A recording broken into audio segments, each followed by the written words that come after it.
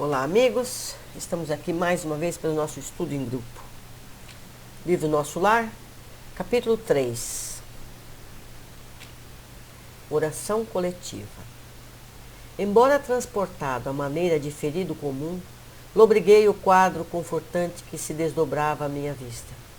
Clarencio, que se apoiava num cajado de substância luminosa, deteve-se à frente de grande porta encravada em altos muros, cobertos de trepadeiras floridas e graciosas.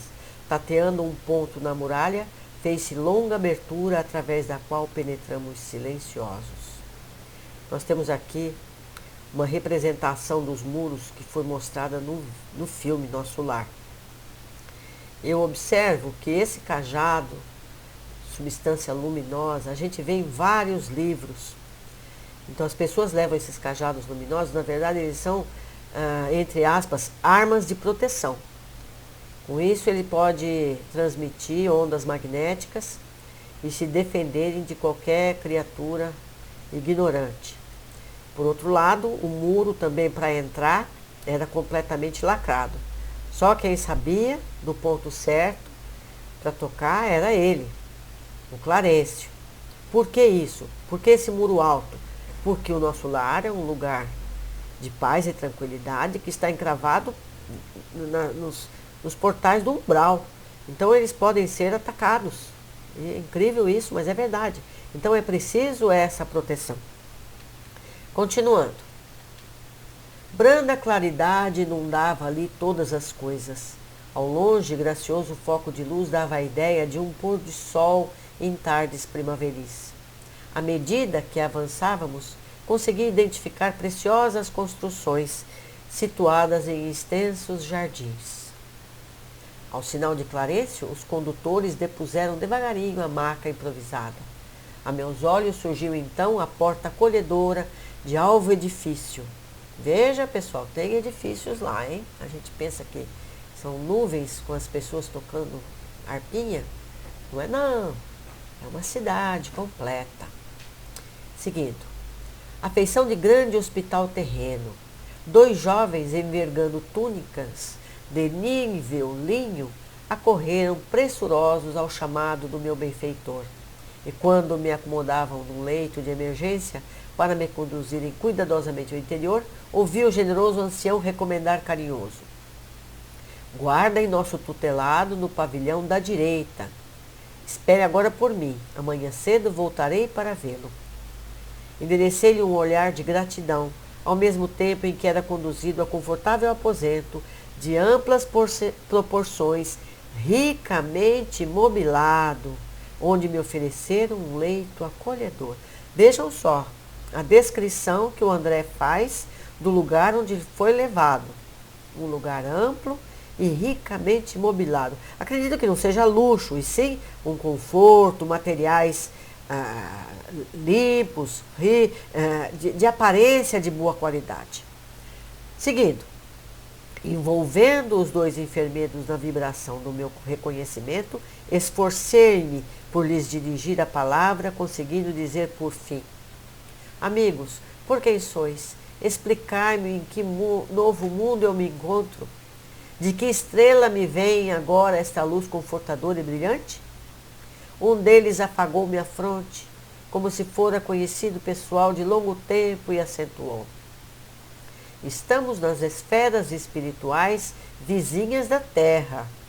E o sol que nos ilumina nesse momento é o mesmo sol que vivifica o corpo físico. Então, o sol no plano espiritual é o mesmo que nós vemos todos os dias aqui na Terra. Seguindo, aqui, entretanto, a nossa percepção visual é muito mais rica. A estrela que o Senhor acendeu para os nossos trabalhos terrestres é mais preciosa e bela do que a supomos quando no círculo carnal. Nosso sol é a divina matriz da vida, e a claridade que irradia provém do autor da criação. Meu ego, como que absorvida em onda de infinito respeito, fixou a luz branda que invadiu o quarto, através das janelas, e pedi-me, no curso de profundas cogitações. Recordei então que nunca fixara o sol nos dias terrestres, meditando na imensurável bondade daquele que nos concede para o caminho eterno da vida. Semelhava-me assim ao cego venturoso, que abre os olhos para a natureza sublime, depois de longos séculos de escuridão. A essa altura, serviram-me caldo reconfortante, seguido de água muito fresca, que me pareceu portadora de fluidos divinos. Aquela reduzida porção. Vejam só, observem isso no filme que vocês vão ver. Aquela reduzida porção de líquido reanimava-me inesperadamente.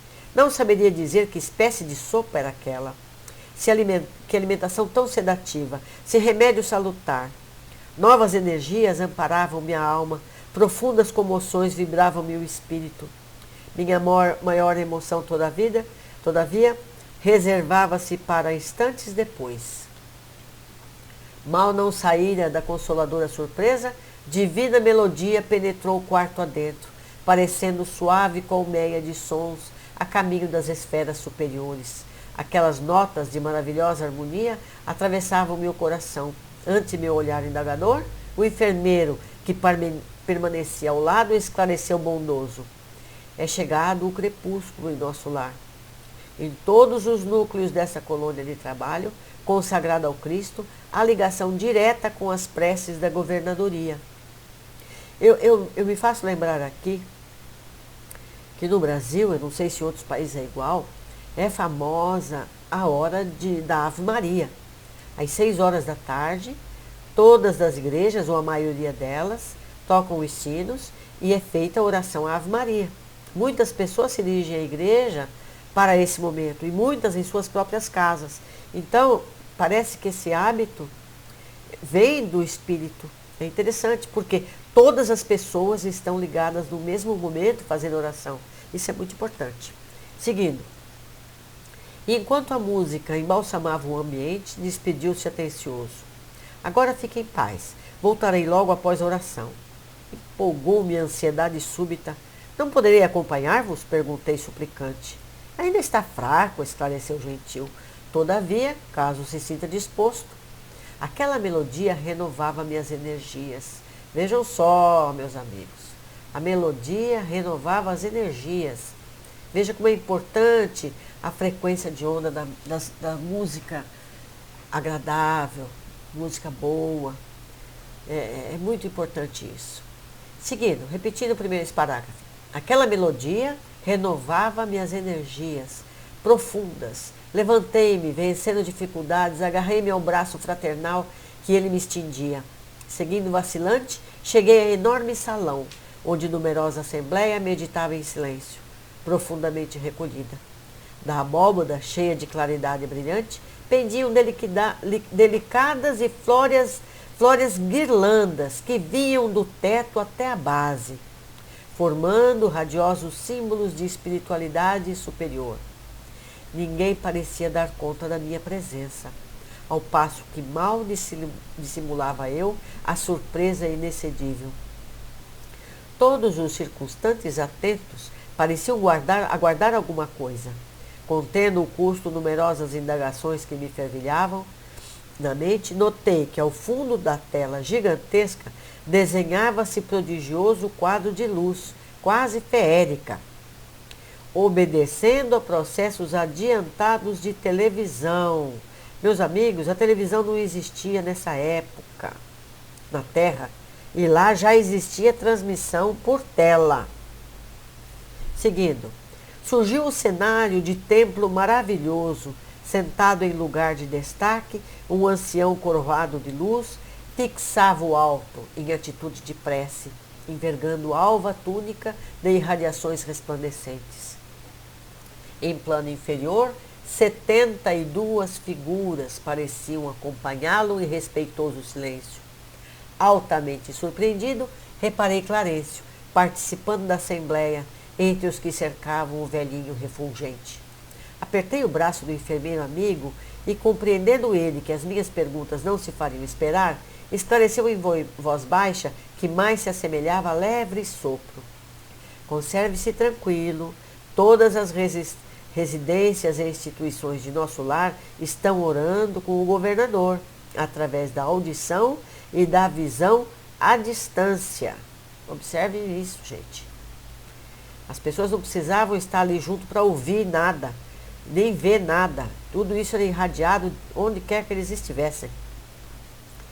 Louvemos o coração invisível do céu. Mal terminava a explicação, os 72 figuras começaram a cantar harmonioso hino, repleto de indefinível beleza. A fisionomia de Clarencio, no círculo dos veneráveis companheiros, figurou-se-me tocada de mais intensa luz. O cântico celeste constituía-se de notas angelicais, de sublimado reconhecimento. Pairavam no recinto misteriosas vibrações de paz e de alegria. E quando as nossas argentinas fizeram um delicioso estacato, desenhou-se ao longe, em plano elevado, um coração maravilhosamente azul, com as estrias douradas. A explicação do autor espiritual é que essa imagem simbólica é formada pelas vibrações mentais dos habitantes da colônia toda, hein? Seguindo, cariciosa música em seguida respondia aos louvores procedentes, talvez de esferas distantes. Foi aí que sublime chuva de florzinhas azuis se derramou sobre nós, mas se fixássemos os miosotes celestiais, não conseguíamos detê-los nas mãos. As corolas minúsculas desfaziam-se de leve ao tocar-nos a fronte, experimentando eu, por minha vez, singular renovação de energias ao contato das pétalas fluídicas que me embalsamizavam o coração. Olha que maravilha, gente. As energias provenientes da prece se materializaram nessas florzinhas que, tocando nas pessoas, desapareciam. Ou seja, essas energias penetravam no corpo espiritual dessas pessoas todas. Fantástico. Seguindo. Terminada a sublime oração, regressei ao aposento do enfermo, amparado pelo amigo que me atendia de perto. Entretanto, não era mais o doente grave de horas antes. A primeira prece coletiva em nosso lar operara em mim completa transformação. Conforto inesperado envolvia minha alma pela primeira vez depois de anos consecutivos de sofrimento. O pobre coração saudoso e atormentado, na maneira de um cálice muito tempo vazio, enchera-se de novo das gotas generosas do licor da esperança. Agora vamos ver, meus queridos, as referências de Kardec sobre isso que nós lemos. Livro dos Espíritos, Revista Espírita. Vamos ver o que eles falam. No Livro dos Espíritos, questão 710. Nos mundos de mais apurada organização, têm os seres vivos necessidade de se alimentar? Resposta: tem, mas os seus alimentos estão em relação com a natureza. Tais alimentos não seriam bastante substanciosos para os vossos estômagos grosseiros, assim como os deles não poderiam digerir os vossos alimentos. Matéria no mundo espiritual, Livro dos Espíritos, questão 22. Define-se geralmente a matéria como sendo o que tem extensão, o que é capaz de nos impressionar os sentidos, o que é impenetrável. São exatas essas definições? Resposta: do vosso ponto de vista, elas o são, porque não falais senão do que conheceis, mas a matéria não existe nos estados em que existem estados que ignorais. Pode ser, por exemplo, tão etérea e sutil que nenhuma impressão vos cause os sentidos. Contudo, é sempre matéria. Para nós, porém, não o seria. Na questão 22A, continuando, que definição podeis dar então à matéria? Resposta: a matéria é o laço que prende o espírito. É um instrumento de que este se serve e sobre o qual, ao mesmo tempo, exerce sua ação. O que diz sobre matéria a Revista Espírita de 1866, na revista de agosto. Visões da Senhora Cantanibile. Parágrafo 27. Em nosso mundo, tudo é matéria tangível. No mundo invisível, tudo é, se assim nos podemos exprimir, matéria intangível. Isso é, intangível para nós, que apenas percebemos por órgãos materiais. mas tangível para os seres desse mundo, que percebem por sentidos espirituais. Tudo é fluídico neste mundo. Homens, coisas, e as coisas fluídicas aí estão tão reais relativamente quanto são para nós as coisas materiais. Eis um primeiro princípio. Vamos ver que meu esposo Júlio Feliz exemplifica sobre o fato. Ok, então é isso. A matéria ela pode aparecer em diversos estados. O exemplo que eu dou é, imagine uma bacia cheia de água e você jogar uma moeda. Então essa moeda vai para o fundo da bacia. Você pode enfiar a mão na água e pegar essa moeda. Agora imagine, você volta de novo a moeda para dentro da água e imagine congelar essa água. Tá? Então vai ficar aquele gelo, né? A água vai ficar sólida e você não vai poder pegar a moeda. É a mesma água, só que ela já está no outro estado. Aí se você aquecer essa água, vai chegar um ponto, ela vai ferver e vai começar a evaporar. Continua sendo a água, é um vapor, mas em outro estado a matéria. Então essa é, a gente tem uma ideia assim, mais ou menos básica do que são, né, esses mundos espirituais que tem a matéria própria de lá. Seguindo, no filme que eu solicitei que vocês assistissem, há detalhes interessantes que nos ajudam a entender outros pontos. Na cena em que o enfermeiro traz água a André e em seguida vai analisar o estado do seu abdômen, ele vê grande e infectado ferimento. Podemos concluir que, primeiro, o perispírito de André guarda o estado de sua doença física. Os males que nós provocamos ao corpo físico ficam marcados também no perispírito. E se não tratados completamente no plano espiritual, podemos voltar ao mundo físico em nova reencarnação com a mesma situação de doença, debilidade ou defeito físico, que ainda tenham marcas no perispírito. Nós nascemos com as mesmas situações, pois é o perispírito que modela o corpo. Trazemos também no perispírito as predisposições a doenças que ali estão preparadas para que depuremos em momento adequado ao nosso aprendizado espiritual. Então vocês percebem, quando uma doença, principalmente o que é mais famoso é o câncer. O câncer, na verdade, ele está depurando o perispírito. A doença tem que sair do perispírito, vir para o corpo físico e aí ser tratado. Algumas vezes a gente consegue cura, outras vezes não consegue cura. Mas como diz o meu amigo Décio Iandoli, o perispírito sempre vai se curar. Porque essa doença veio para fora no mundo material e de lá foi retirada. Então nós devemos entender as doenças de uma forma diferente a partir de agora. Segundo, André, quando vê que na tigela de sopa tem apenas uma colherada de sopa, a gente viu no texto que a sopa era pouquinha, né? Levanta e troca a sopa quando o paciente é ao lado, que tem um pouquinho a mais do que tinha na dele. Ou seja, nós morremos e continuamos os mesmos egoístas de antes, apesar do que passamos para nos corrigir. Veja só. 3. Depois, quando o Clarencio fala sobre raiva, ódio, inveja, egoísmo, intolerância, fazerem parte de um diagnóstico, o que pensar a respeito? E quanto ao suicídio indireto, inconsciente, que considerações podem ter? No filme aparece no ambulatório a ministra veneranda, que no passado viveu a personalidade da Rainha Isabel de Portugal, a Rainha Santa, e também deixou mensagens psicografadas em Portugal. Assinou como Irmã Maria Celeste. Eu gosto muito desse livro de Maria Celeste. Além da leitura, vejam o filme, observem detalhes que não vemos quando estamos apenas assistindo. O filme completa o livro em alguns aspectos, e muito interessantes, que só aparecerão nos livros seguintes do André. Por favor, comentem, perguntem no grupo que nós estamos, e a gente comentando, a gente vai entender melhor tudo. Qualquer dúvida que tenha aparecido, se eu não sei, o outro colega sabe, traz um artigo diferente, traz outro texto, e assim nós vamos aprendendo. Afinal de contas, esse é o nosso objetivo. Um abraço, até a próxima.